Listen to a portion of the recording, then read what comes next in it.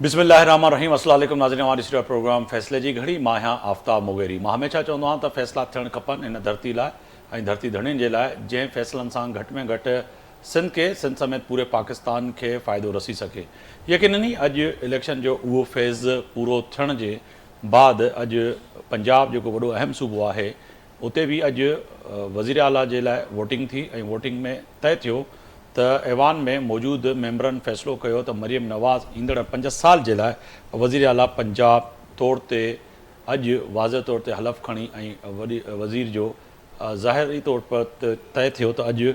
ईंदड़ 5 साल लाइ वज़ीर आला पंजाब मरियम नवाज़ हूंदी। अहिड़ी रीति जेको आहे सो सिंध असेंबली जे ऐवान में बि अॼु वोटिंग थी ऐं उन वोटिंग में बि तय थियो त अॼु सिंध जो वॾो वज़ीर सैयद मुराद अली शाह टियों भेरो सिंध जे अंदरि 112 वोट खणी इन ऐवान में जेको आहे सो ईंदड़ 5 साल जे लाइ वज़ीर आला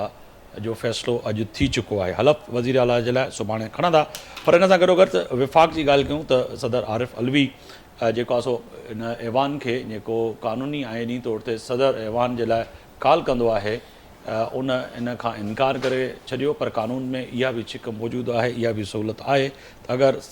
सदर ऐवान खे कॉल नथो करे त जेको प्रीवियस या पुराणो स्पीकर आहे उहो ऐवान खे दावत ॾेई सघे थो, असेंबली जो ऐवान घुराए सघे थो ऐं 29 फरवरी ते जेको आहे सो इहो फ़ैसिलो थियो आहे त इहो ऐवान तलब थींदो ऐं ऐवान में जेके इलेक्ट मेंबर आहिनि पूरे पाकिस्तान मां उहे हलफ़ बि खणंदा। इन सां गॾोगॾु नए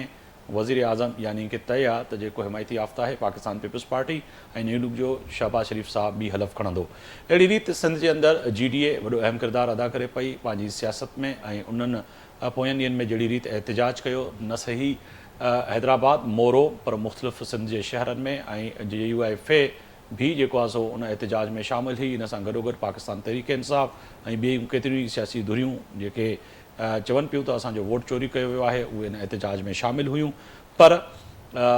सिंध जे इन हलफ़ बरदारी जी तक़रीब में उन्हनि एहतिजाज करणु चाहियो पर उन्हनि खे रोकियो वियो। जमहूरी हक़ हुयो, छाजे करे रोकियो वियो, कहिड़ी रीति जेको आहे सो इन ऐवान जे ॿाहिरों जेको एहतिजाज हुयो उनजी तादादु वधी वञे या ख़ौफ़ हुयो या इहे पंहिंजी जॻह ते वॾा अहम सवाल जनम वठनि पिया। पर इन सां गॾोगॾु अॼु ऐवान जे अंदरि सिंध जी ॻाल्हि कयूं त वज़ीर आला मुराद अली शाह स्पीच कंदे वाज़े तौर ते अॼु जेके ऐलानात कया आहिनि उहे वॾा अहम आहिनि। अहिड़ी रीति वरी पंजाब जे अंदरि वज़ीर आला पंजाब मरियम नवाज़ साहिबा बि जेके ऐलानात कया आहिनि उहे वॾा अहम आहिनि। पर ख़ज़ाने में अॻे आम चवणी हूंदी हुई त ख़ज़ाने में कुआ भी जेको आहे सो नज़र अचनि था, ख़ज़ानो पोइ हुकूमत ख़ाली करे वई आहे। पर मूंखे ईअं महसूसु थो थिए ख़ज़ाने में हाणे कुआ बि कोन्हनि, पूरो ख़ज़ानो ख़ाली आहे। त पोइ ईंदड़ वक़्त में छा थींदो मुल्क जो ऐं जेकी ऐलानात थियनि पिया सिंध असेंबली जे अंदरि पंजाब असेंबली जे अंदरि अहिड़ी रीति जेको आहे सो बलूचिस्तान असेंबली ऐं KP ऐं वरी विफ़ाक़ में बि ऐलानात थींदा उन्हनि जो आख़िर छा थींदो। इहे वॾा अहम सवाल आहिनि। मुंहिंजा मौज़ूस महिमान पैनल मां तारीफ़ कराईंदो हलां डॉक्टर सफदर अब्बासी साहब आहिनि, जनरल सेक्रेटरी आहिनि GDA जा, सीनियर सियासतदान आहिनि। अवां जी वॾी महिरबानी अवां सां स्टूडियो में मौजूदु हो। मिर्ज़ा इश्तियाक बेग साहब आहिनि, सीनियर अॻवान आहिनि, पाकिस्तान मुस्लिम लीग नून सां तालुक़ु आहे, अवां जी वॾी महिरबानी। ऐं इन सां सर बुलंद खान साहब आहिनि जेको आहे सो रुकन आहिनि। अॼु उन्हनि जेको आहे सो हलफ़ बि कल्ह खयो ऐं अॼु जेको आहे सो असेंबली में मौजूदु आहिनि। पाकिस्तान तहरीक इंसाफ़ जा हिमायती याफ़्ता MPA ऐं जेको आहे सो हिन वक़्तु असेंबली में मौजूदु आहिनि। अवां जी बि वॾी महिरबानी अवां सां टेलीफोन लाइन ते मौजूदु आहियो। सर बुलंद खान साहब, आवाज़ आप तक पहुँच रही है मेरी? सही जी, मेरी आवाज़ आ रही है आप तक? जी, बहुत शुक्रिया सर, आप हमारे साथ टेलीफोन लाइन पर मौजूद हैं, बहुत शुक्रिया। मां डॉक्टर साहब तव्हां ईंदुसि सभ खां पहिरियां सर हिकिड़ो तय आहे त फ़ैसिले जी घड़ी वॾी अहम आहे। फ़ैसिलो जेको अवाम कयो, अवाम जो फ़ैसिलो अहम हुयो, इहो मैंडेट। पर अवां सां गॾु जेके लाॻापियल पार्टियूं आहिनि उहे चवनि पियूं त अवां जो वोट चोरी थियो ऐं अवां बि चओ पिया वोट चोरी थियो। धरणो एहतिजाज हाणे मुल्क सम्झो था त हिन वक़्तु जंहिं कशमकश पे आहे, महांगाई उरूज ते आहे, रमज़ान मथों पियो अचे, कहिड़ी रीति जेको आहे सो इहे असेंबलियूं हलंदियूं या अवां जो एहतिजाज जो दायराकार अञा वधीक अॻिते वधंदो, छा फ़ैसिला थिया आहिनि GDA जा डॉक्टर साहब? बुनियादी ॻाल्हि इहा आहे त जेका यानी न सिर्फ़ु नेशनल लेवल ते पर इंटरनेशनल लेवल ते बि जेके मुख़्तलिफ़ ममालिक आहिनि या जेके मुख़्तलिफ़ पंहिंजो इलेक्शन ते नज़र रखंदड़ जेके इंस्टीट्यूशन्स आहिनि, इंटरनेशनल हुजे या जेके ॿिया ऑब्ज़र्वर्स ग्रुप्स आहिनि, चाहे यूरोपियन यूनियन सां तालुक़ु रखनि या पंहिंजो यूनाइटेड स्टेट्स सां या UK सां, या जेके पंहिंजा जेके असांजे मुल्क में ग्रुप्स पंहिंजो ऑब्ज़र्वर ग्रुप्स आहिनि, फाफन आहे, पंहिंजो पिलडाट आहे जी तक़रीबन हिकिड़ी यूनैनिमिटी आहे हिन महिल त बाबा जेके बि इलेक्शन्स थिया आहिनि हुते हिकिड़ो वॾो सीरियस क्वेश्चन मार्क थी रहियो आहे हर जाइ ते थोरी उहो पंजाब हुजे सिंध हुजे या जेको आहे बलूचिस्तान हुजे हिन महिल बि तव्हां ॾिसो त जेके बलूचिस्तान में हिन महिल बि जेके 4 पंहिंजो जमाती इतिहाद आहे जंहिंमें तक़रीबन सभु जेके प्रोग्रेसिव ऐं जेके नेशनलिस्ट कुवतूं शामिल आहिनि उनजो हिकिड़ो वॾो एहतिजाज उते हली रहियो आहे तक़रीबन 10-15 ॾींहंनि खां मुख़्तलिफ़ जायुनि ते हुननि जा जलसा हली रहिया आहिनि बलूचिस्तान जेको आहे अक्सर जाइ ते जेको आहे हुनजा रोड रस्ता बंदि आहिनि अहिड़ी तरह सिंध में बि GDA जे हवाले सां या GUI जे हवाले सां या PTI जे हवाले सां या जमात इस्लामी जे हवाले सां मुख़्तलिफ़ जायुनि ते जेको मुज़ाहिरा हली रहिया आहिनि त उहे जेके हिकिड़ो क्वेश्चन मार्क आहे हिननि सॼे इंतिखाबात ते हाणे हुन मां कीअं निकिरणु घुरिजे त मां सम्झां थो जेके बि असांजा हिन महिल इंस्ट्रूमेंट्स आहिनि या इलेक्शन कमीशन आहे उनजे मथां पंहिंजे किरदार जे मथां एतिरो जेके सवालियो निशान पैदा थी चुका आहिनि जो अचण वारे ॾींहंनि में ॾाढो ॾुखियो नज़र अचे थो पियो त हिननि इलेक्शन्स जी एक्सेप्टेबिलिटी जेका आहे उहा या जेके बि गवर्नमेंट्स ठहियूं उन्हनि जी जेका लेजिटिमेसी आहे उहा केतिरी हद ताईं जेको आहे माण्हू एक्सेप्ट कंदा आहिनि हिकिड़ा क्वेश्चन मार्क्स आहिनि त इन हवाले सां जेको GDA जी पोज़ीशन इहा असां फॉर्म 45 या 47 जी ॻाल्हि कोन था कयूं पिया असां जेकी जनरली जेको कुझु सिंध जे अंदरि थियो आहे उन में जेको आहे सो तोड़े जेको आहे चीफ मिनिस्टर जी अपॉइंटमेंट हुजे या उन खां पोइ जेकी चीफ मिनिस्टर में स्टाफ वेठो उहे सॼी पुराणी गवर्नमेंट जा सभु उहे माण्हू जेके साईं मुराद अली शाह सां अटैच हुआ उहे हुन में शामिलु हुया जेके हुन जा वरी हेठि DC SP थिया उहे बि सभु 15 साल जेके मुफ़ाद वठंदड़ आया उहे वरी उहे DRO थी विया उहे वरी RO थी विया उहे ARO थी विया वरी अॻिते पोलिंग स्कीम्स ठाहियूं अॻिते वरी उन्हनि पोलिंग ऑफिसर्स मुक़ररु कया त हिकिड़ो सॼो जेको सिरिश्तो हुयो उहो ऑपोज़िशन ख़िलाफ़ु हुयो मां सम्झंदो हिन अमल में GDA जो हिकिड़ो एहतिजाज आहे असां जेको वॾा मुज़ाहिरा बि कया आहिनि थोरे जामशोरो हुजे थोरे मोरो हुजे उन खां पोइ असांजी कॉल हुई की जेका पंहिंजो असेंबली ते असां हिकिड़ो पुरमन रहणु चाहियूं था पिया आइनी ऐं कानूनी दायरे में रहणु चाहियूं था पर हुकूमत पाण सॼो कराची तक़रीबन बंदि कयो अधु सिंध बंदि कई उन खां पोइ जेको कुझु असांजी नियाणियुनि सां हुते थियो या जेको उन खां पोइ JUI जे जुलूसनि ते थियो मां सम्झंदो उहे बि क़ाबिल मुज़म्मत आहे जेको बि डिस्टेंट आहे मुंहिंजे ख़्याल में हुकूमत खे बर्दाश्त करणु खपे जेको व्यूज़ आहिनि उहे बि हुकूमत खे बर्दाश्त करणा पवंदा हुन सिलसिले में असांजो हिकु एहतिजाज आहे उहो शुरू थियो आहे इंशाअल्लाह अॻिते बि जारी रहंदो चले बड़ी अहम ॻाल्हि आहे मगर डॉक्टर साहब पंहिंजो मिर्ज़ा साहब तव्हां ॾे ईंदुसि हिकिड़ी ॻाल्हि ये तय हो गया कि मरियम नवाज़ ने अब हलफ तो ले लिया है मगर आज जो ऐलानात किए हैं मरियम नवाज़ साहिबा ने बड़े खुश आइंदे हैं ठीक है ऐलानात करें क्योंकि CM के रवायती स्पीच में यही होती हैं कि जी आने वाले कौन कौन सी चैलेंजेस हैं मगर ये जो ऐलानात हैं वाक़तन आप समझते हैं कि ये चैलेंज होगी बतौर खातून वज़ीर आला पंजाब और जो ऐलानात हैं उन पर वाक़तन अमल होगा या ये फिर एक लॉलीपॉप है आवाम को कि जी ठीक है आपने वोट दिया और हमने भी आपके जैसे आम कहावत के कान खुश कर लिए और आपने हमें वोट ले लिया Aftab Sahab thank you so much Aftab Sahab Pakistan में एक रवायत से बन गई है कि चाहे प्राइम मिनिस्टर होता है या चीफ मिनिस्टर है वो जब भी आता है तो अपनी स्पीच के अंदर इसी तरह की मराहत जो है उसका अनाउंसमेंट करता है जी और देखिए ख़ास तौर के पर मरियम साहिबा के लिए क्योंकि ये वो जगह थी जहाँ से उनके वालिद साहब ने सियासत शुरू की थी he became chief minister first जी उसके बाद उनके जो शहबाज शरीफ साहब थे जी उन्होंने की तो ये उनके लिए आज वो काफ़ी जज्बाती भी थी वहाँ पे क्योंकि उनको ये मौका मिला था माशाल्लाह वो पूरे पाकिस्तान की तारीख़ के अंदर आई थिंक पहली खातून चीफ मिनिस्टर हैं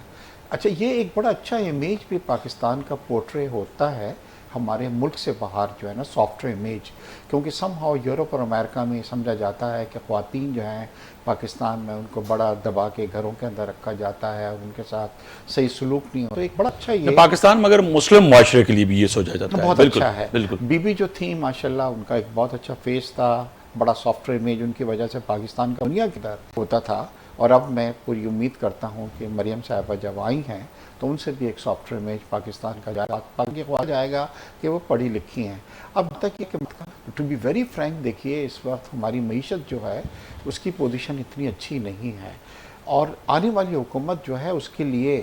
ये बेड ऑफ रोजेस नहीं है हुकूमत जो है यही वजह थी कि आपने देखा होगा कि नून भी थोड़ी सी रिलेक्टेंट थी पीपल्स पार्टी कह रही थी कि we don't want to be part of the cabinet तो उसकी मेन वजह यह कि बड़े सख्त फ़ैसले और मुश्किल फ़ैसले अब आने वाले वक्त में करने हैं, और तमाम फैसलों का डिपेंड करता है वो आईएमएफ के ऊपर। आईएमएफ के जो तेवर जो हैं मुझे कोई इतने अच्छे नज़र नहीं आ रहे। मैं खुद federation of Pakistan chamber of commerce का वाइस प्रेसिडेंट रह चुका हूँ, मईशत को समझता हूँ। मेरे ख्याल से आईएमएफ बड़ी टफ कंडीशंस के साथ आ रही है, हमें तैयार रहना चाहिए। हमें गैस के प्राइस भी बढ़ाने पड़ेंगे, शायद पेट्रोल के भी हों, इंटरेस्ट रेट भी बढ़े, ये तमाम चीज़ें जब सर इस होंगी। वक्त मुश्किल की घड़ी होगी आपके लिए, क्योंकि फैसले की घड़ी तो है, मगर मुश्किल की घड़ी आपके लिए ये है कि चंद दिनों के बाद माह रमज़ान का महीना रहमतों का शुरू होने वाला है, और इस वक्त जो है क़ुव्वत ख़रीद यानी कि आम बंदों की बात करें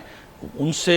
बहुत बहुत दूर है कि वो कोई रोज़ा, तो मैं समझता हूँ कि इन्होंने 5 साल सब लोगों ने जो रोज़ा रखा है शायद वो सोच रहे थे कि आपकी हुकूमत आए या फिर कुछ चेंजिंग हो कि रोज़ा खुले, मगर ये जो रमज़ान के बाबरकत महीने के जो रोज़े हैं ये कोई कैसे रखेंगे सर? कैसे आप पैकेजेस का ऐलान करेंगे? किस तरह से आटा सस्ता करेंगे? किस तरह से ऑयल सस्ता करेंगे? टमाटर का भाव देखें, प्याज जो है 230 रुपये पर केजी मिल रहा है, 230 रुपये सर।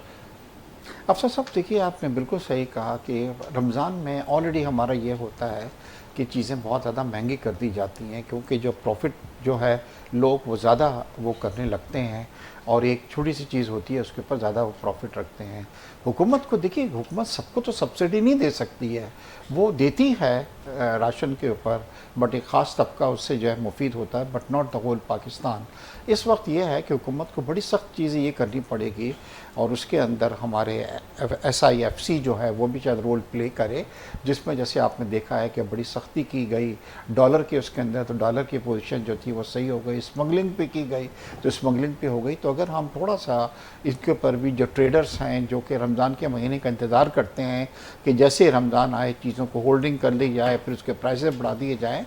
तो मेरे ख्याल है इसके ऊपर ये महीना टफ होगा, और डेफिनेटली हुकूमत जो है वो आते के साथ ही जो है वो प्रेशर जो है उसके ऊपर पड़ेगा, जब लोग शिकायतें करेंगे कि ख़ास तौर पे खाने पीने की चीज़ें जो है उनके प्राइसेस में इजाफा होगा। बिल्कुल डॉक्टर साहब, मां आवाज़ ईंदुसि सर। हिकिड़ो फ़ैसिलो त तय आहे त हिकिड़ो फ़ैसिलो आहे पंहिंजी जॻह ते, पर हीअ जेके चैलेंजिस आहिनि तव्हां जेका ॾिसो पिया त हिन वक़्तु IMF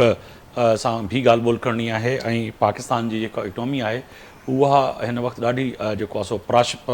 परेशान कुन ॻाल्हि आहे त आख़िर उनखे कीअं जेको आहे सो ही तमामु सियासी धुरियूं जेके हिन वक़्तु इतिहादी आहिनि उहे अॻिते खणी हलंदियूं। ऐं अहिड़ी रीति जेको आहे बानी PTI जेको ख़त लिखियो आहे IMF खे, उहो बि वॾो पंहिंजी जॻह ते अहम आहे। बीइंग द सीनियर पॉलिटिशियन, तव्हां सम्झो पिया त हिन वक़्तु वॾो मुश्किल में आहे ही जेका हुकूमत ऐं पाकिस्तान? डेफिनेटली ॾिसो आहे इकनॉमिक जेके बि हिन महिल मुआशी मसइला असांजा आहिनि उहे डोमिनेट था कनि पिया हिन महिल, ऐं उनजे नतीजे में तव्हांजे ॾिठो हूंदो त वॾो बोझ पइजी वियो आहे ऑलरेडी। मानस सम्झंदे अवाम हिन महिल इहो बोझ जेको आहे सो बर्दाश्त करे, हुन में तमामु वॾी तादाद में माण्हू उहे जेके मिडिल क्लास में हुया उहे रोड थी जेको आहे पॉवर्टी में हलिया विया आहिनि। काफ़ी वॾी तादाद जेके मिडिल क्लास जा माण्हू पाण नथा अफोर्ड कनि, उनजी जेका हिकिड़ी सफ़ेद पुश जी जेका हुनजी ज़िंदगी उहा बि जेको आहे तक़रीबन ख़तमु थी वई आहे। ॿारनि खे एडुकेशन ॾियणु, पाण खे मेंटेन करणु, घर खे मेंटेन करणु, या नंढी सुठी मोटरसाइकिल आहे उनखे मेंटेन करणु, हेल्थ जे इशूज़ आहिनि उन ते जेको आहे सो पंहिंजो मुंहुं ॾियणु, दवाउनि जूं क़ीमतूं वधी वियूं आहिनि, बिजलीअ जा अघु वधी विया आहिनि, बिजली जो त बिल अफोर्ड ई कोन थो करे सघनि। इहो ग़रीब माण्हू बि जेको हिकु या ॿिनि बल्बनि ते या ॿिनि पखनि ते हले थो पियो, उहो बि शायदि जेको आहे हाणे उहे बिल अफोर्ड नथो करे सघे। गैस जा बिल आहिनि उहे वधंदा था वञनि पिया। त इहे जेका सॼो जेको एपिसोड आहे इनखे हाणे ॾिसो बुनियादी तौर ते IMF छा थो चए, असांखे इहो बि ॾिसणु खपे त उहो इहो थो चए थो पियो त जेके तव्हांजा इहे तफ़ावत आहे पंहिंजो डॉलर अर्निंग में ऐं डॉलर स्पेंडिंग में, उनखे जेको आहे सो ठीकु तव्हांखे करणु खपे। या जेको तव्हांजी पंहिंजो डोमेस्टिक मईशत में जेका तव्हांजी आमदनी आहे उहा ऐं तव्हांजो जेके अख़राजात आहिनि उन में जेको तफ़ावत आहे उहो घटि थियणु खपे। सो इहे जेको असां पाण जी बि उनखे जेको ॾिसूं त असां पंहिंजे मुआशी तौर ते जेके फ़ैसिला कया आहिनि, ख़ासि तौर ते मां सम्झंदो गुज़िश्ता जेको 15 सालनि जे अंदरि जेके बि फ़ैसिला थिया, जेका बि गवर्नमेंट आई उन में वधीक उनसर इहो ॾिठो वियो त उहो जेको आहे सो स्पेंडिंग ते ज़ोर हुयो त असां पैसो पंहिंजो ख़र्चु कयूं, भली असांजी आमदनी हुजे या न हुजे। असां इम्पोर्ट बेस्ड इकोनॉमी ते हलिया वियासीं। इम्पोर्ट बेस्ड इकोनॉमी असां जेके बि असांजी जेको डॉलर असां ख़र्चु कयूं पिया, इम्पोर्ट कयूं पिया, पर उहे डॉलर जॾहिं उहो निकिरी पिया वञे त ज़ाहिर आहे उहो जेको प्रेशर अचे पियो असांजी फॉरेन एक्सचेंज ते, मतिलबु फ़ैसिला जेको आहे जेके थिया आहिनि गुज़िश्ता मां कंहिं सिंगल आउट न कंदुसि कंहिं हिकिड़े फाइनेंस मिनिस्टर खे या हिकिड़ी गवर्नमेंट खे, पर तवातुर सां मुंहिंजे ख़्याल में असां 2008 खां पोइ जेको आहे सो ग़लति फ़ैसिलनि जे ज़रिए पाण खे इन इकोनॉमिक मेस, मां चवंदुसि अंग्रेज़ी में इकोनॉमिक मेस में आंदो। हाणे इनखे हल करण जे लाइ हिन खे हल करण जे लाइ मुंहिंजी नज़र में जेको हिन महिल हीउ सेटअप ठहियो आहे, हिननि इंतिखाबात जे नतीजे में सेटअप थियो आहे न, त वॾा हिकिड़े क्वेश्चन मार्क्स आहिनि इंटरनेशनल लेवल ते बि। बिल्कुलु। जीअं मां चवंदो हिकिड़ो लेजिटिमेसी जो क्राइसिस आहे ही, मुंहिंजे ठीकु ख़्याल में न इन इहो इहा हिन जी जेका कैपेसिटी कोन्हे का त हिन मसइलनि खे एतिरनि मसइलनि जो हल करे सघनि। त मां सम्झो त इन सॼे अमल में बहितर इहो रहंदो त असां सोचियो त मुस्तक़बिल जी जेका का अहिड़ी फ्री फेयर इलेक्शन जे ज़रिए का गवर्नमेंट जे जिते अवाम जो इत्माद सर मां हिकिड़ो ॿियो बि सवाल आहे उहो तव्हांजे साम्हूं रखंदुमि। सर बुलंद खान साहब आहिनि, रुकन आहिनि हिन वक़्तु पाकिस्तान तहरीक इंसाफ़ जा हिमायती याफ़्ता ऐं सुन्नी इत्तेहाद काउंसिल जी जेको आहे सो हिन वक़्तु उन ही प्लेटफॉर्म तो हिन वक्त असेंबली में आहिनि, सिंध असेंबली में। बहुत शुक्रिया सर बुलंद खान साहब, आपने वक्त निकाला। एक तो ये फरमाइएगा, एक तय है कि आप असेंबली में आज भी एहतजाज कर रहे थे, मगर इस एहतजाज के साथ साथ आप समझते हैं कि वाक़तन जो फैसला हुआ है वो आपको भी पाकिस्तान तहरीक इंसाफ के तमाम अरकान को और जो सुन्नी इत्तेहाद काउंसिल है आपको वो काबिल कबूल नहीं है। तो सर सिंध में अपोजिशन कैसी होगी? आज वज़ीर आला ने तो जो है उसका तो भी चुनाव हो गया, फैसला हो गया मुराद अली शाह का। देखिए आज तो यहाँ पर ये टॉक्स में आती है जी, कोशिश कयो त जेको आहे सो सिंध असेंबली में आहिनि इन वक़्तु जेको आहे सो उन्हनि सां ॻाल्हि ॿोल थी सघे। ॿी हिकिड़ी वॾी अहम ॻाल्हि आहे डॉक्टर साहब, हिकिड़ा ॿिया अहम जेका ॻाल्हि पई थिए त छा GDA पंहिंजो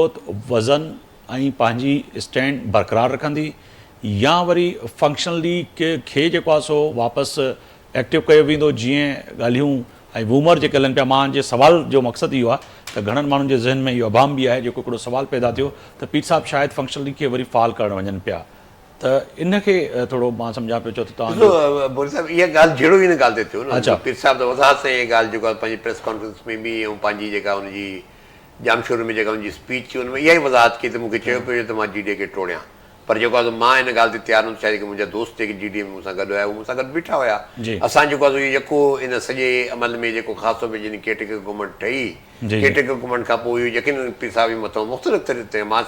पंहिंजी पार्टी जो बि प्रेशर हुजे, थी सघे थो रज़ाई साहब हुनजे मथां प्रेशर विझंदो, थी सघे थो जेके सगारा इदारा आहिनि उहे प्रेशर विझंदा हुजनि, पर पीर साहब कंसिस्टेंटली हिन ॻाल्हि ते बीठो आहे त मां GDA खे मां न टोड़ींदुसि। छाजे करे इहे सभु दोस्त जेको आहे हुन मुंहिंजे मथां एतमाद कयो आहे, जे मां हुनजे एतमाद ते पूरो नथो लहां त पोइ मां कहिड़ो जवाबु कहिड़ी मूं सां जेको आहे मां वेंदुसि। मां सम्झो त इन ई ॻाल्हि ते झगड़ो शुरू थियो। हाणे उहा ॻाल्हि वरी जेको को वरजाइणु चाहे थो पियो त मां सम्झो त उहो ग़लति आहे। बुनियादी ॻाल्हि इहा ई त बाबा पीर साहब जिन GDA प्लेटफॉर्म ते बीठा, असां सम्झूं पिया त असांजो मैंडेट इन खां काफ़ी वधीक हुयो। माण्हुनि जी जेका राय हुई जेको आहे पीपल्स पार्टी जी 15 सालनि जी गवर्नमेंट खे, उहा तमामु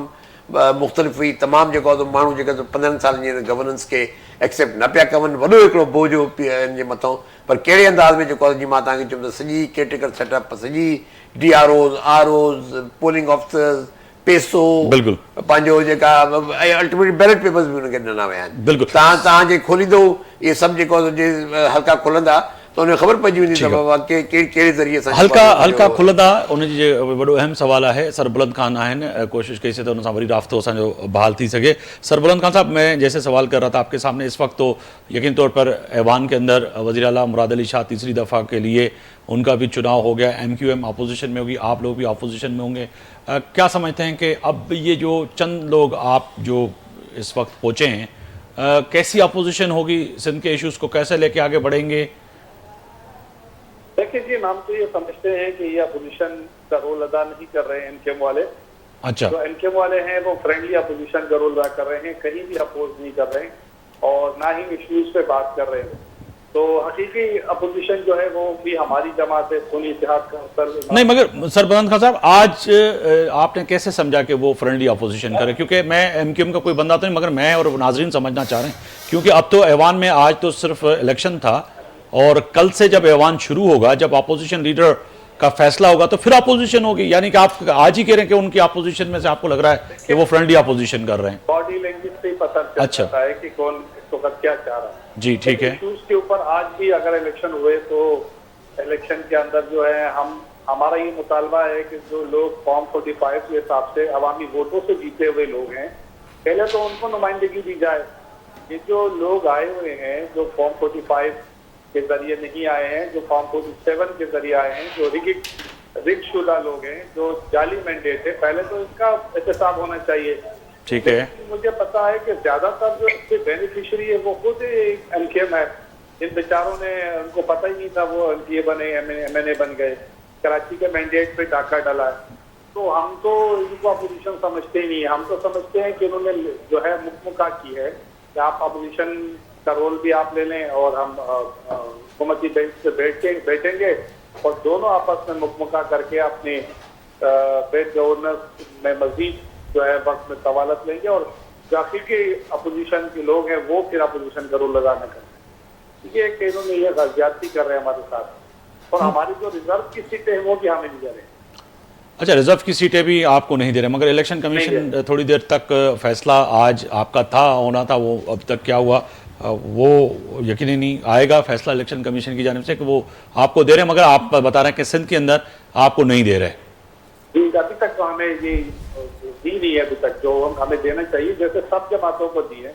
हमें भी देना चाहिए जो हमारे मेंबर। हार का ये नहीं समझते कि शहर कायद यानी कि कराची जो सिंध का कैपिटल है, उन्होंने इसीलिए वोट नहीं दिया कि खान साहब ने यानी कि बानी पीटीआई ने उस तरह से कराची को तरजीह नहीं दी। तो जब कराची को तरजीह नहीं दी तो उसका नुकसान हुआ, या आप समझते हैं कि नहीं आपको वोट मिलना चाहिए था और मिला है और पाकिस्तान पीपल्स पार्टी ने कोई काम नहीं किया,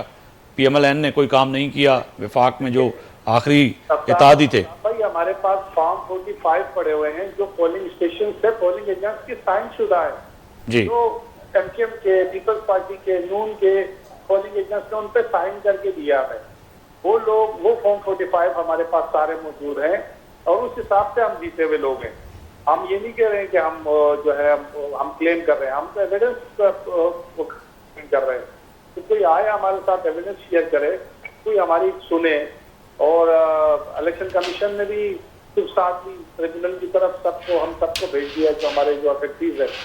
तो असल मैंडेट तो वही है जो आवाम ने दिया है, जो जाली मैंडेट के साथ आए हुए हैं। ठीक है। सेनेटर सैफुल्लाह अब्रो साहब भी कह रहे हैं कि हमारी मखसूस नशिस्तों का अभी तक इलेक्शन कमीशन की जानिब से कोई फैसला नहीं आया, तो वो भी यही कह रहे हैं कि सुन्नी इत्तेहाद काउंसिल की खवातीन अरकान और अक़लियत के मखसूस सीटों का मामला जो है वो अभी ताहाल हल नहीं हुआ, यानी कि इससे ये तय हुआ कि अब आपको कौमी असम्बली में भी जो है मखसूस नशिस्तें और अक़लियतों की सीटें नहीं मिलेंगी। अब तक तो यही लग रहा, आगे अल्लाह मालिक को देखते हैं। चले, आप साथ रहिएगा। मैं मिर्ज़ा साहब भी हमारे साथ मौजूद हैं, पीएमएलएन के सीनियर लीडर में। मिर्ज़ा साहब, अगर यही बात होती है कि अब इनको अक़लियत की भी सीटें नहीं मिल रही, मखसूस नशिस्तें भी नहीं मिलेंगी, मगर आइन में जो चीज़ है वो तो यही है कि तमाम पार्टियों ने जो पहले से लिस्ट जमा कराई हुई थी, क्योंकि आप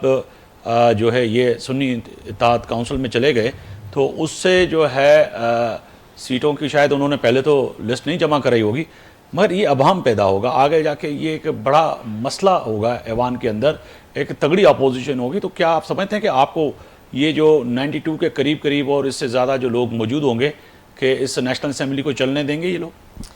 देखिए आफ्ताब साहब, एक सिस्टम होता है किसी भी मुल्क का, एक कॉन्स्टिट्यूशन होता है और उसमें कॉन्स्टिट्यूशन में ये है कि हर जमात जो होती है वो एक अपनी लिस्ट जो होती है वो पहले से प्रोवाइड करती है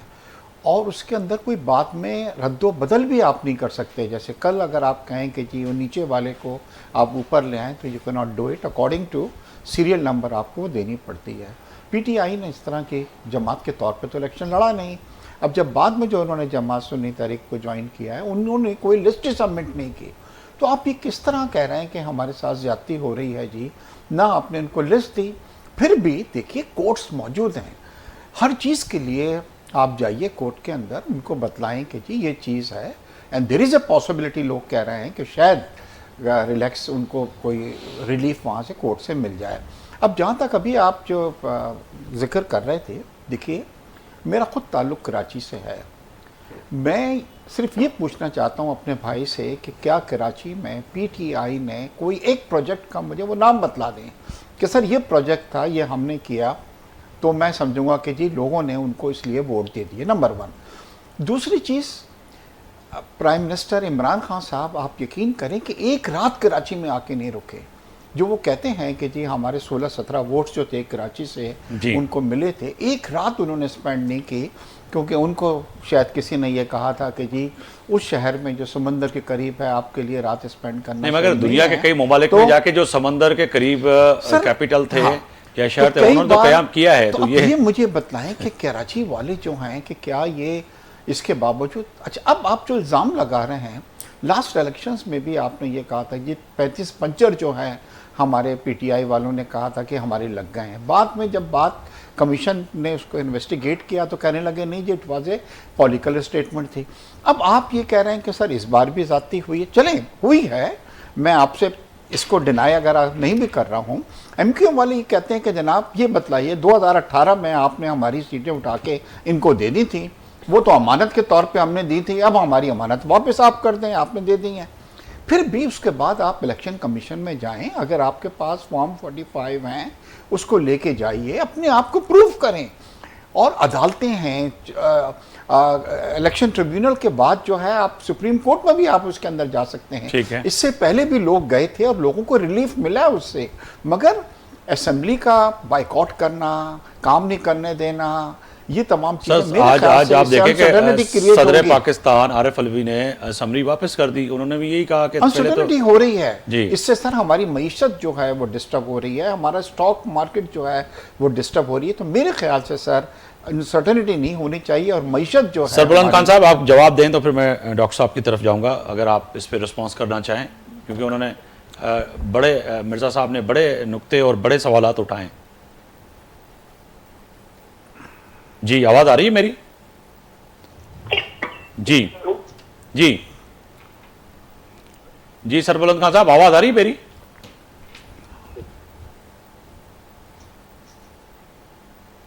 आप मेरी आवाज़ सुन रहे हैं? जी जी हम सुन रहे हैं। मैंने कहा बड़ी अहम जो है मिर्ज़ा इश्तियाक बेग साहब ने बड़ी अहम सवालात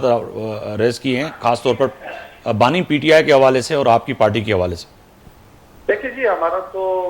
ये भाई ने जो बात की मुझे ज़्यादा समझ तो नहीं आई, लेकिन ये कह रहे हैं कि हमने कोई काम नहीं किया। वो कह रहे हैं कोई एक काम बता दें, एक काम बता दें, वो यही कह रहे हैं। सेहत कार्ड हमने दिया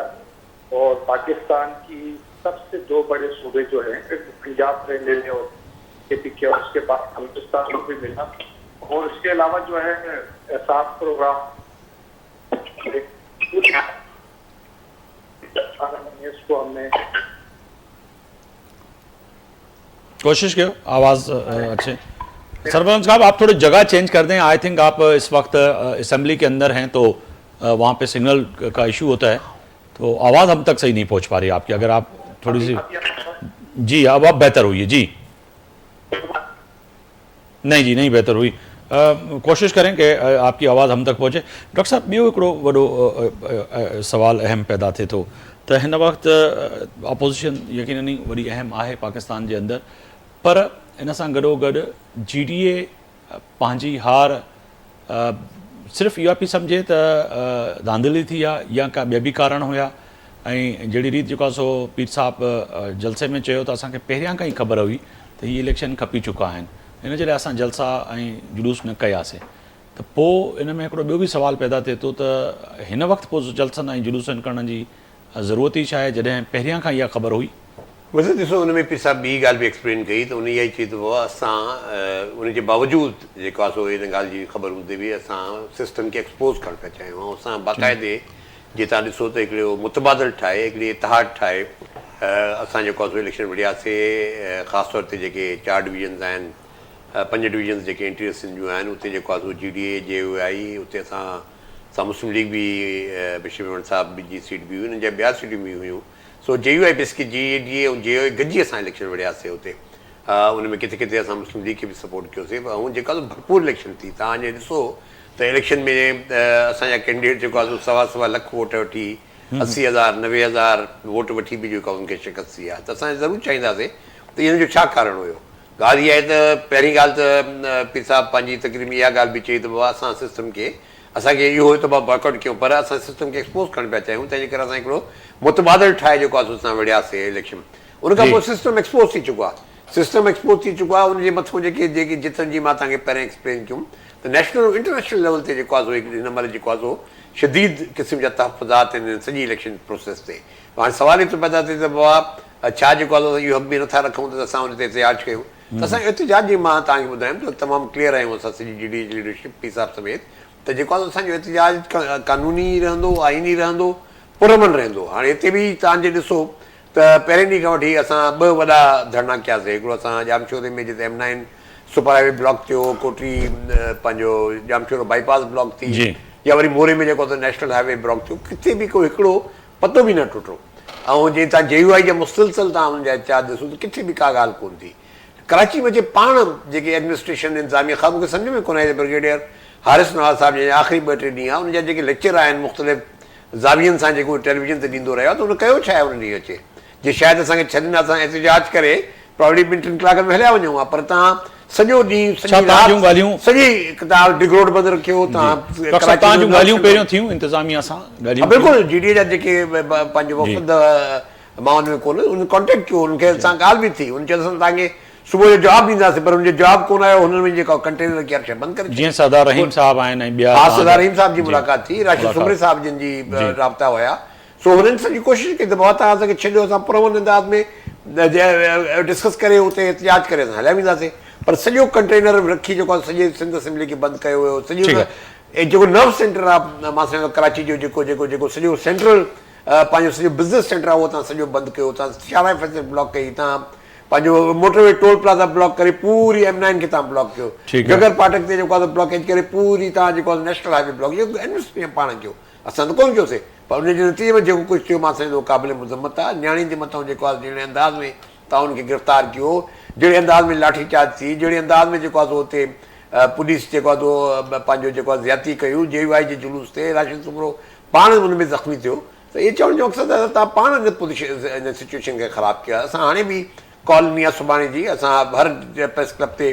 पूरे ज़िले सिंध में असां मुज़ाहिरा करे रहिया आहियूं। असां अञा बि पुरअमन रहणु चाहियूं, उनमें बि चऊं था त हुकूमत बि पुरअमन रहे। ठीकु आहे, पुरअमन रहणु चाहियो पिया ऐं पुरअमन एहतिजाज थियण बि खपनि। पाकिस्तान खे हिन वक़्तु वॾा मुश्किल आहे, मुख़्तलिफ़ ज़ावियनि सां अगरि ॾिसूं त पाकिस्तान वॾी हिकिड़ी मुश्किल मां गुज़रे पियो। पर उन सां गॾोगॾु डॉक्टर साहिबु हिकिड़ी वॾी अहम ॻाल्हि त PMLN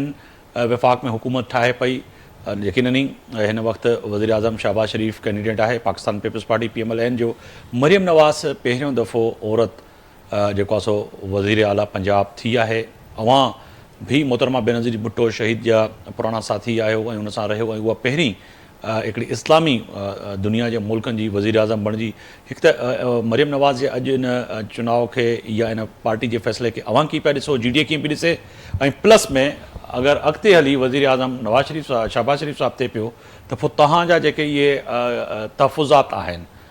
सम्झो पिया त विफ़ाक़ उन ते थोरी ॿुधंदो ऐं कुझु हल्का ऐं उन ते रिकाउंटिंग थींदी, ॻणप थींदी, या जेके तव्हांजा इशूज़ आहिनि उहे हल जे तरफ़ वेंदा? थोरो मां सम्झां थो त अञा प्रिमेच्योर आहे त मां कमेंट कयां पंहिंजो मरियम नवाज़ साहिब जी। बहरहाल मियां साहिब बि जेको बि वक़्तु रहियो गुज़िश्ता हुन में मरियम बि काफ़ी इफेक्टिवली जेको आहे सो पंहिंजो मियां साहिब जी जेका बि कमी हुनखे पूरी करण जी कोशिशि कई। पर अञा मुंहिंजे ख़्याल में अनटेस्टेड कमोडिटी आहे। अञा मां सॉरी कमोडिटी लफ़्ज़ ई न आहे, अञा अनटेस्टेड शख़्सियत आहे हुनजी। अञा हुनखे ख़बर अञा हुनखे जेको आहे हिन सियासी मैदान में गवर्नेंस जे मैदान में अॻिते वधिणो आहे, अॻिते हलणो आहे। कीअं था उहो गवर्नेंस ते सयूं, ख़ासि तौर ते इन सूरत में जॾहिं हिकिड़ो सीरियस चैलेंजिस रहंदा मुआशी हवाले सां बि, सीरियस चैलेंजिस रहंदा पॉलिटिकली बि। छाजे करे जेको आहे सो हाणे तव्हां पंहिंजो कुझु ॻाल्हि थी ख़ान साहिब जी कारनामनि जे बारे में, त हिन महिल ख़ान साहिब जी त सिधो आइडेंटिफिकेशन उहा आहे कैदी नंबर 804। उनखे आइडेंटिफिकेशन हुनखे वोट मिलिया आहिनि जेके बि मिलिया आहिनि। माना तव्हां पार्टी जी हुनखे तव्हां बैन करे छॾियो, पार्टी खे त कोई सिंबल वठणु न ॾिनो, उन बावजूद बि इंडिपेंडेंट जी हैसियत में एॾा 90 ऐं 93 माण्हू खटी अचनि, माना सिंगल लार्जेस्ट ग्रुप चवण इहो वॾी हिकिड़ी मुंहिंजे ख़्याल में हुनजे तरफ़ां अचीवमेंट आहे। पर हुनजा ॿिया बि इल्ज़ामात आहिनि, उहे 45 ऐं 47 में कीअं थी डिफ्रेंशिएट करे अॻिते इलेक्शन कमीशन या ट्रिब्यूनल्स कीअं था डिसाइड कनि, या कोर्ट्स में मैटर वञे थो त कीअं डिसाइड थो थिए, त उनजो हिकिड़ो अलॻि ज़ावी आहे। पर मुंहिंजी नज़र में जेके हिन महिल पाकिस्तान ऐं उहे ज़ाहिर हुनजा सूबनि ते बि इफेक्ट थींदा। छाजे करे जेको हिन महिल IMF जो वॾे में वॾी डिमांड आहे त सूबा सरप्लस ॾियनि, माना जेको पैसो सूबनि ॾे वञे थो पियो उहो सरप्लस ॾेखारे पंहिंजी जेका डेफिसिट आहे फेडरल गवर्नमेंट जी उहा पूरी कनि। त उहो सूबा त हिन महिल ताईं जेको बि सूबनि खे मिले थो उहो खाई पियो था वञनि पिया, हेड को डिस्ट्रीब्यूशन कोन्हे का। यानी जेको अहिड़ी तरह जी ॻाल्हि ज़रूरु करे थी, पर सिंध में जेको बि पैसो आहे उहो कंसंट्रेट थी वियो, हेड लोकल बॉडीज़ खे मिले कोन्हे को। तव्हां जेका 3rd tier ऑफ गवर्नमेंट ठाही आहे न पंजाब में न सिंध में, मां गवर्नमेंट जे रिगार्डलेस सूबाई हुकूमतनि छा कयो, जेके बि हुनखे जेके पावर्स मिलिया 18th अमेंडमेंट में या NSC जे ज़रिए उहो सभु पैसो रखी पाण वटि वेही रहिया, न प्रोविंशियल फाइनेंस कमीशन ठाहियूं, न ई वरी ज़िलनि खे का डिस्ट्रीब्यूशन। ठीकु आहे। तो जेको बुनियादी हिते इहो मरियम नवाज़ जो आवाज़ सम्झो हिन महिल वॾो थींदो ठीकु सूबनि आहे। जे लाइ, उहे अच्छा। जेको पैसा फेडरल गवर्नमेंट मां ईंदा सूबनि ॾे, उहे कीअं जेको आहे सो केतिरी मिक़दार में ईंदा, ऐं जेके डेफिसिट्स आहिनि उहे कीअं पूरा थींदा, मुआशी हालात कीअं अॻिते वधंदा। सॼी इन इलेक्शन में सीरियस मार्क आहे। सॼी इलेक्शन में GDA भी जेको आहे सो सपोर्ट कई सिंध जे अंदरि मुख़्तलिफ़ PMLN जा जेके बीठल जेको आहे सो नुमाइंदा हुया इन चूंडुनि में, पर अवां सम्झो पिया त PMLN ओड़ी रीति तव्हांखे मोट न ॾिनी जहिड़ी रीति ॾियणु खपे आहे, छाकाणि त असां त जेको ॾिठोसीं त हर हंधि जिथे जिथे PMLN जा माण्हू आहे उते GDA भरपूर सपोर्ट कई, पंहिंजे माण्हुनि खे चयो त वोट जेको आहे सो PMLN जे उन माण्हू खे कयो, पर ओड़ी रीति सम्झो पिया त हाणे अव्हांखे मोट मिलंदी या मां जीअं भई ज़ाहिरा संजू इत्तेहादी आहे GDA जीअं इलेक्शन गुज़री त मां ज़रूरु PMLN जे दोस्तनि सां राब्तो कयो मां चयो वाह हाणे कीअं अॻिते वधिणो आहे, हुनजे तरफ़ां को मूंखे जवाबु अञा ताईं कोन मिलियो आहे। हू उन महिल वञी देरी कोन कयूं त ज़दाई साहिब सां वेही पंहिंजी हुकूमतूं ठाहिण में लॻी विया। तंहिं करे बेस्ट ऑफ लक। बाक़ी हीअ गवर्नमेंट जेका आहे एतिरी अनस्टेबल आहे जो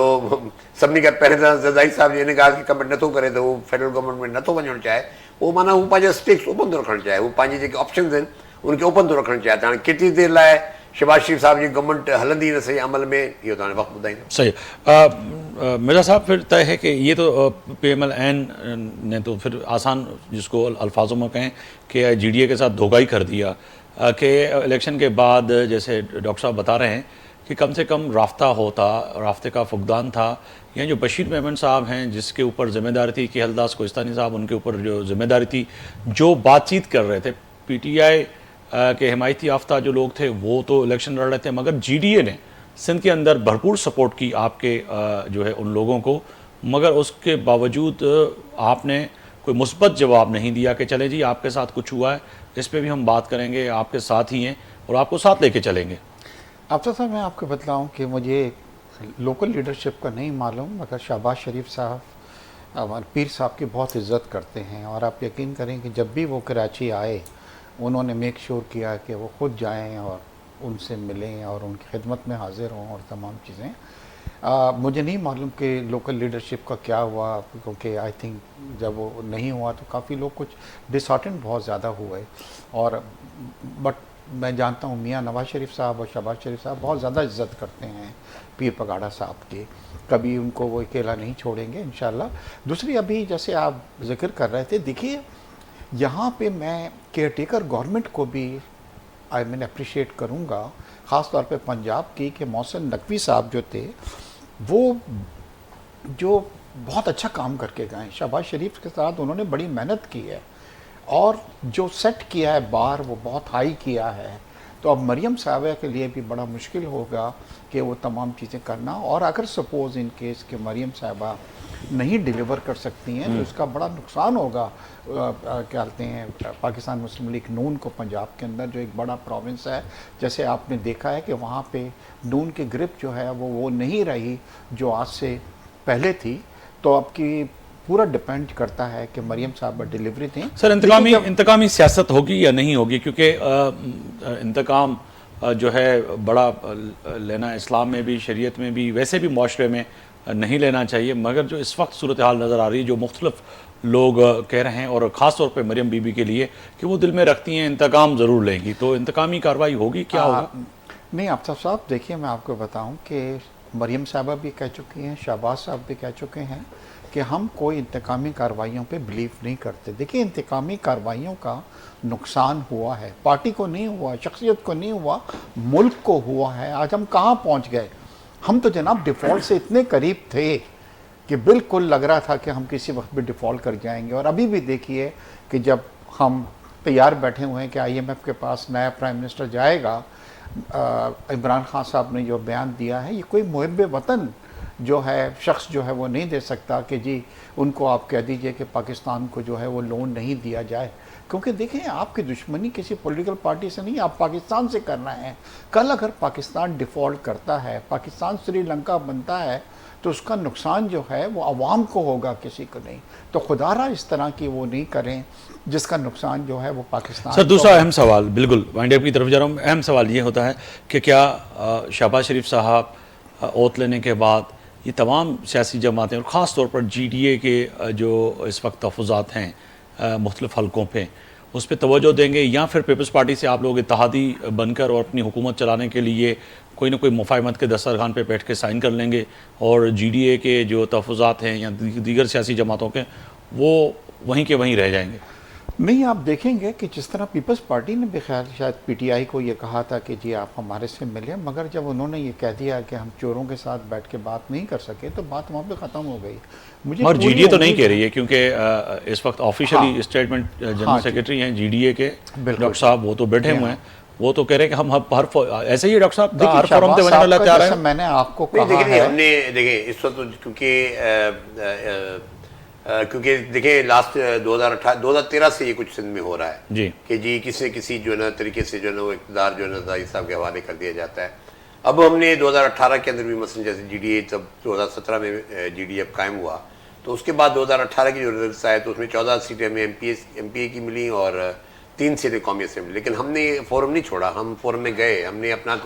रोल अदा किया जितना भी हम अदा कर सकते। उसमें अच्छी भी बातें थी, उसमें कुछ कबाहतें भी थी, लेकिन हम लोग सिस्टम का हिस्सा रहे। इस दफा जब उन्होंने हमें सिस्टम से खुद ही बाहर कर दिया, 2 सीटें MPA की हमें दी गई, बाकी कौमी असेंबली में कोई एक सीट नहीं थी, तो उसके बाद हम ये समझते हैं कि हमें उठा के उन्होंने सड़कों पे फेंक दिया। अब ठीक है, सड़कों की लड़ाई है, हम कर रहे हैं, जितना भी हमारी कैपेसिटी होगी हम उसको करेंगे। बाकी सवाल ये पैदा होता है कि सियासत के अंदर बातचीत के दरवाजे बंद तो नहीं होते ना, हर कोई बातचीत करेगा तो उसके साथ जरूर बातचीत करेंगे, लेकिन सवाल ये पैदा होता है कि जी आने वाले दिनों में हमारी, चूंकि हम ये समझते हैं कि जी एक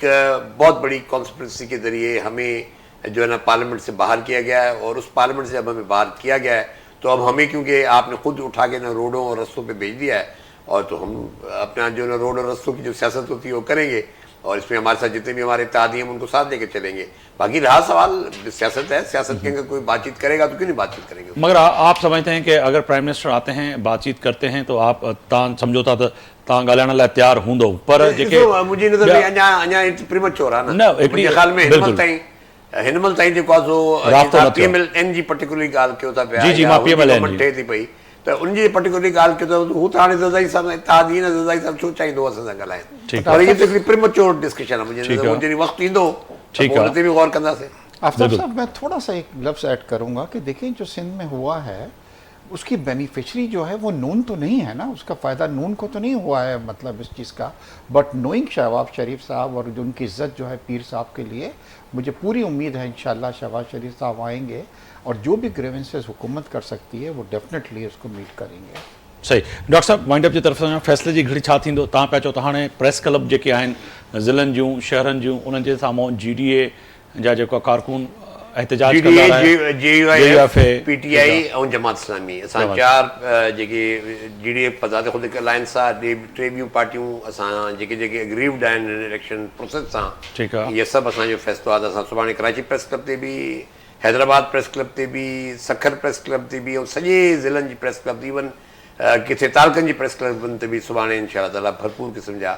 योम सियाह आहे, उहो भरपूर एहतिजाज। अच्छा, जेके 2 तव्हांजा नुमाइंदा आहिनि उहे हिन ऐवान में वेंदा, हलफ़ खणंदा, या उहे बि हलफ़ न खणंदा? असांजो हिनमहिल ताईं असांजो फ़ैसिलो इहो आहे त उहो उथ न खणंदा। अञा ताईं असांजा जेके 2 में हाणे त 3 थी विया आहिनि, लेडी हुन में हिकिड़ी अची वई आहे, बिल्कुलु 3 मेंबर असांजा अञा ताईं हुननि हलफ़ न खयो आहे। अॻिते बि असांजो फ़िलहाल कोई इरादो कोन्हे हलफ़ खणण जो, चाहे करे असां हिन ऐवान खे तस्लीम कोन था कयूं। बड़ी मेहरबानी डॉक्टर साहब, अमां वक्त कढ़ियो मुझे प्रोग्राम जे लाइ। मिर्ज़ा इश्तियाक बेग साहब, आपका भी बहुत शुक्रिया। सरबुलंद खान साहब असेंबली में हुआ, छाकाणि त उते जामर लॻल आहिनि, कोशिशि कईसीं त उन सां राब्तो थिए त उन्हनि जो बि हिकिड़ो मौक़िफ़ अची सघे। पाकिस्तान पीपल्स पार्टी सां बि कोशिशि कईसीं त उनजो को न को दोस्त असांखे जॉइन करे, पर अॼु जेको आहे सो वज़ीर आला जी जीअं मूं ॻाल्हि कई त वोटिंग हुई, उन में तमामु जो मेंबर सूबाई असेंबली हुन में मसरूफ़ हुआ ऐं उते जामर बि लॻल आहिनि, इन जे करे जेको आहे सो उन्हनि सां बि राब्तो न थी सघियो। पाकिस्तान पीपल्स पार्टी जो मौक़िफ़ न अची सघियो, पर PMLN ऐं GDA जो वाज़े तौर ते साम्हूं मौक़िफ़ आहे, ऐं डॉक्टर साहब वाज़े तौर ते चयो आहे त अञा ताईं असांजो फ़ैसिलो इहो आहे त असांजा जेके हिन वक़्तु 3 नुमाइंदा आहिनि उहे हिन जे सिंध जे ऐवान खे असां सम्झूं था जाली मैंडेट आहे, असां हलफ़ न खणंदासीं। अॻिते फ़ैसिलो छा थो थिए, फ़ैसिले जी घड़ी यकीनन ई आहे, पर तय आहे त हिन सरज़मीन ते, पाकिस्तान ते हिन वक़्तु वॾी मुश्किल हालात उन आवाम जे लाइ जेके आहिनि, उन्हनि जे लाइ सभु इक़्तिदार धणी जेके हिन वक़्तु इक़्तिदार में पहुता आहिनि उन्हनि लाइ सोचनि। माह रमज़ान जो महीनो मथों आहे, उन में सस्ती सिहत, सस्ती तालीम सां गॾोगॾु रमज़ान पैकेज जेको आहे उहो वॾो अहम आहे। हिन वक़्तु तय आहे त रमज़ान पैकेज में माण्हुनि खे अटो, गिहु खंडु मिर्च ऐं बसर पटाटा टमाटा हिननि जूं जेके अघ वधियल आहिनि उन्हनि खे घटि में घटि कंट्रोल कनि त जीअं आम माण्हू उहो वठी ऐं रोज़ो रखी बि सघे खोले बि सघे। आफ़ताब मोगरी खे इजाज़त ॾींदा। अल्लाह हाफ़िज़।